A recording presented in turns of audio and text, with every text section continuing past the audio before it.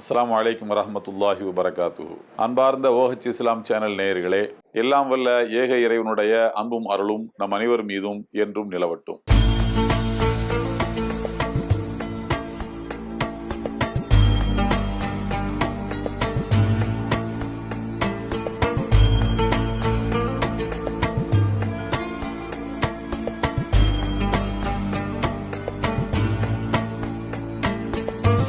அல்லாஹு அக்பர்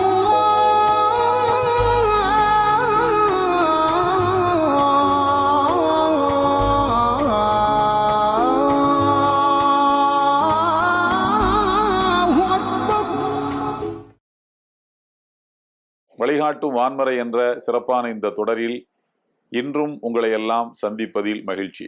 அன்பானவர்களே, இறை தூதர் ஈசா நபி அலைஹிஸ்ஸலாம் அவர்கள் உலகத்தின் பல்வேறு பாகங்களுக்கும் சென்று தன்னுடைய போதனைகளை எடுத்துரைக்க மக்களை சந்தித்து வந்தார்கள். அவர்கள் தன்னுடைய பேராசைக்கார சீடன் ஒருவனோடு தன்னுடைய ஊரிலே இருந்து, பாலஸ்தீனத்திலே இருந்து, ஜெருசலத்திலே இருந்து புறப்பட்டு பக்கத்து நாடுகளுக்கெல்லாம் நடைபயணமாகவே செல்கிறார்கள். செல்லக்கூடிய வழியில் அது ஒரு ஆற்றோர பயணம், ஆற்று கரையோர வழியாகவே செல்கிறார்கள். வழி வேண்டும் அல்லவா? அதற்காக பொதுவாக நதிக்கரைகளை ஒட்டி நகரங்கள் பல இருப்பது உண்டு. எனவே அந்த நதிக்கரையை ஒட்டியே அவருடைய பயணம் தொடர்கிறது. செல்லக்கூடிய வழியில் கடுமையான பசி இருவருக்குமே. உடனே இறை தூதர் ஈசா நபி அவர்கள் தன்னுடைய சீடனிடத்தில் சொன்னார்கள், தம்பி, நாம் கொண்டு வந்திருக்கக்கூடிய அந்த 3 ரொட்டி துண்டுகளையும் எடு, நாம் சாப்பிடுவோம் என்று சொன்னார்கள். முன்னால் ஒரு விரிப்பு விரிக்கப்பட்டது, ரொட்டி துண்டுகள் அதிலே வைக்கப்பட்டன.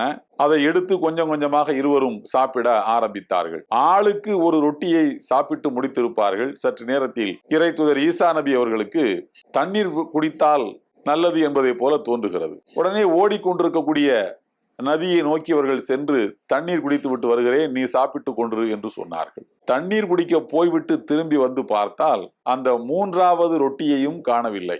அந்த சீடனிடத்தில் கேட்டார்கள், இந்த 3வது ரொட்டியை யார் எடுத்தது என்று கேட்டார்கள்.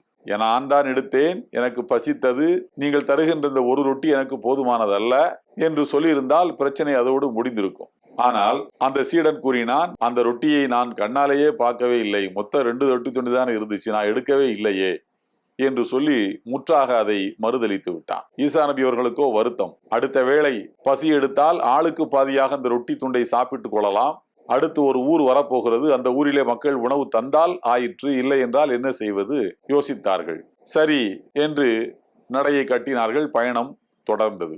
சற்று நேரத்தில் நடை பயணம் தானே, அடுத்த வேளை வருகின்ற போது பசிக்கும் அல்லவா, பசி எடுத்தது. இறை தூதர் ஈசா நபி அவர்கள் அந்த நதிக்கரை ஓரத்திலே துள்ளி விளையாடி கொண்டிருந்த மான்கள் கூட்டத்தை பார்த்தார்கள். அதிலே ஒரு தாய் மான், 2 குட்டி மான்கள். அந்த 2 குட்டி மான்களில் ஒன்றை கைதட்டி இங்கே வா என்று அழைத்தார்கள்.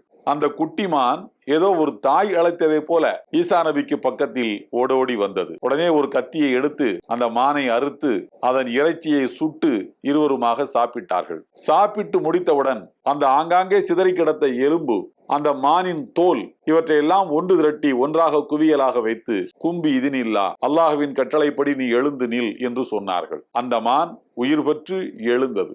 உயிர் பெற்று எழுந்து தன்னுடைய தாயை நோக்கி அது ஓட ஆரம்பித்து விட்டது. இறை தூதர் ஈசா நபிக்கு எல்லாம் வல்ல இறைவன் அப்படிப்பட்ட ஆற்றலை கொடுத்திருந்ததாக அருள்மறையாம் திருக்குரானின் 3வது அத்தியாயம் சொல்லி காட்டுகிறது.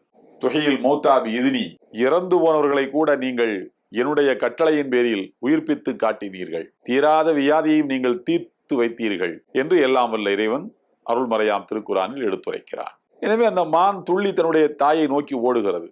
இந்த காட்சியை அந்த சீடன் பார்த்து கொண்டே இருந்தான்.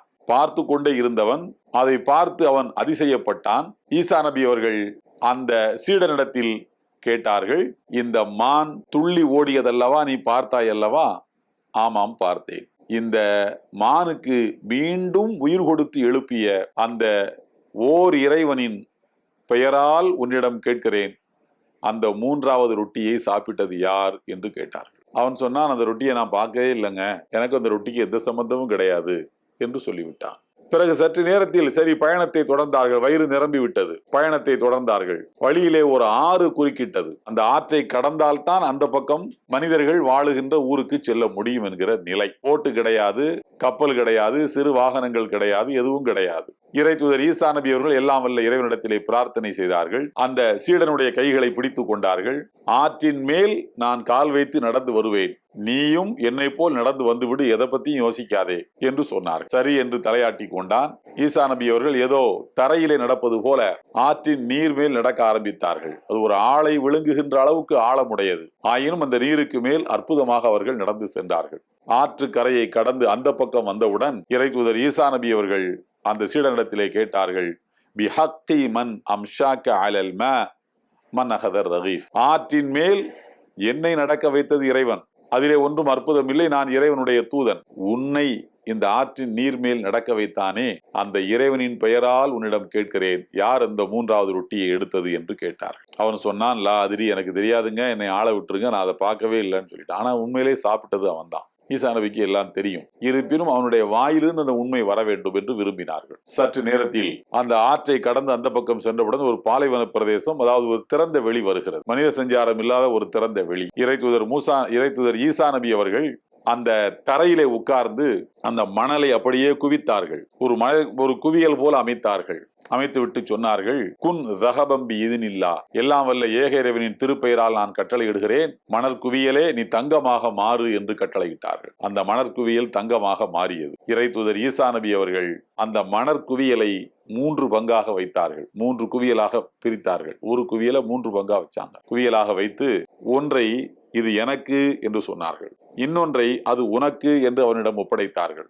3வது குவியலை சொன்னார்கள், யார் அந்த 3வது ரொட்டியை சாப்பிட்டானோ அவனுக்கு இந்த 3வது குவியலை கொடுத்து விடலாம் என்று சொன்னார். அப்போது அவனுடைய ஆழ் மனதுக்குள் இருந்த பேராசை வெளிப்பட்டது.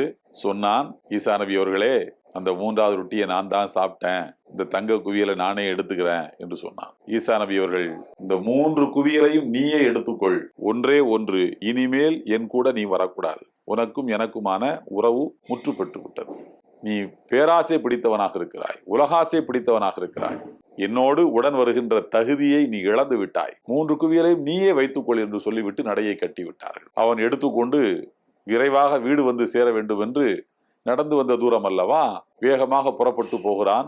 மாலை நேரம், இருள் கவிய தொடங்குகிறது. 2 வழிப்பறி கொள்ளையர்கள் எதிர்பட்டார்கள். அவனை வெட்டி சாய்த்து விடுவோம், என்ன இருக்கிறது கொடு எங்களிடத்திலே என்று சொன்னார்கள். அவன் எதுவும் இல்லை என்று மறைத்தான். அவனுடைய பைகளை திறந்து பார்த்தால் 3 தங்க கட்டிகள் இருந்தன.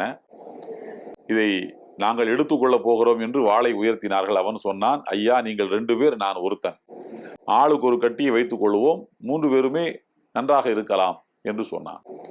சரி என்று இருவரும் ஒத்துக்கொண்டார்கள். பிறகு பசிக்கிறது மூவருக்கும் என்று சொன்னவுடன் அவன் சொன்னான், உங்களுடைய தங்க கட்டிகளை நீங்கள் வைத்துக் கொள்ளுங்கள், நான் என்னுடைய தங்க கட்டியை வைத்துக் கொள்கிறேன், என்னை உயிரோடு விட்டீர்கள் அல்லவா, அதற்கு நான் உங்களுக்கு ஒரு பரிகாரம் செய்ய வேண்டும் அல்லவா, நான் பக்கத்து ஊர்ல போய் ஏதாவது சாப்பாடு வாங்கிட்டு வர்றேன் என்று போனான். சென்றவன் சாப்பாடு வாங்கி கொண்டு வந்தான். அவன் அங்கேயே சாப்பிட்டு விட்டான். சாப்பாடு வாங்கி கொண்டு வருகிற வழியில் விஷத்தை கலந்து விட்டான், நஞ்சை கலந்து விட்டான்.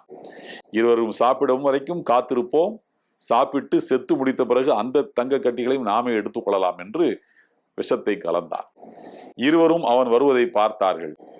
அவனுக்கு எதுக்கு அனாவசியமாக ஒரு தங்க குவியலை விட்டு கொடுக்க வேண்டும், அவன் வரட்டும், உணவை எடுத்துக்கொண்டு ஆளை போட்டு தள்ளிவிட்டு அதை நாம் இருவரும் பகிர்ந்து கொள்ளலாம் என்று வந்தவுடன் அவனை வெட்டி தள்ளிவிட்டு உணவை எடுத்துக்கொண்டார்கள். தங்க கட்டியும் எடுத்துக்கொண்டார்கள். உணவை சாப்பிட்டார்கள். இருவரும் செத்தார்கள். 3 தங்க கட்டிகளும் 3 பிணங்களும் அங்கே கிடந்தன. சற்று நேரத்தில் அந்த வழியாக வந்த இறை தூதர் ஈசா நபி அவர்கள் அந்த எந்த ஊருக்கு போய் தன் கொள்கையை பிரச்சாரம் செய்தார்களோ அங்கிருந்து அழைத்து கொண்டு வந்த சீடர்களிடம் சொன்னார்கள், இந்த கதையை காட்டி சொன்னார்கள், இதுதான் உலகம், இந்த உலகத்திடம் நீங்கள் எச்சரிக்கையாக இருந்து கொள்ளுங்கள், இது உங்களை பேராசை பிடித்தவனாக மாற்றிவிடும், எச்சரிக்கை எச்சரிக்கை, கவனம் கவனம் என்று அறிவுறுத்தினார்கள். அன்புக்குரியவர்களே, இது அந்த சீடர்களுக்கு மட்டும் அவர்கள் சொன்ன அறிவுரை அல்ல, மொத்த உலகத்துக்கும் சொன்ன அறிவுரைதான். பேராசை என்பது ஒரு மனிதனை நாசப்படுகொலியிலே தள்ளிவிடும் என்கின்ற இந்த வாழ்க்கை பாடத்தை நாம் ஏற்றுக்கொள்வோம். எல்லாம் வல்ல ஏக இறைவனின் அன்பும் அருளும் நம் அனைவர் மீதும் என்றும் நிலவட்டும். இந்த வீடியோ உங்களுக்கு பிடிச்சிருந்தா லைக் பண்ணுங்க, ஷேர் பண்ணுங்க, கமெண்ட் பண்ணுங்க.